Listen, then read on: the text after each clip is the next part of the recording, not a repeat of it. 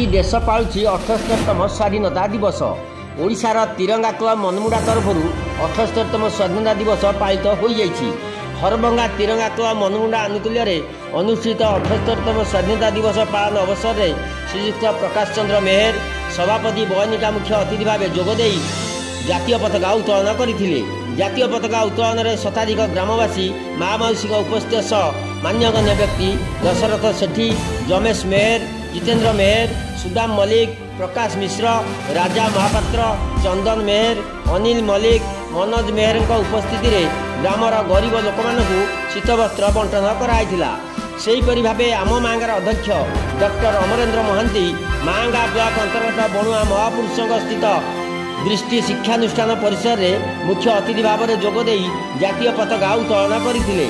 एथिरे दृष्टि शिक्षानुष्ठान प्रतिष्ठाता श्रीयुक्त विजय कुमार जेना छात्र और छात्री माने जोगदे डॉक्टर महांती यह अवसर में छात्र छात्री मानक शिक्षा, परिवेश, अर्थनीति, स्वच्छ सबुज संस्कृति उपर गुरुत्व देवाई आह्वान करथिले।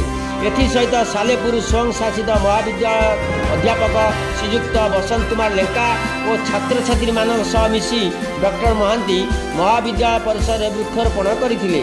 भुवनेश्वर सुधांशु शेखर रिपोर्ट, पल्लीरू दिल्ली लाइव।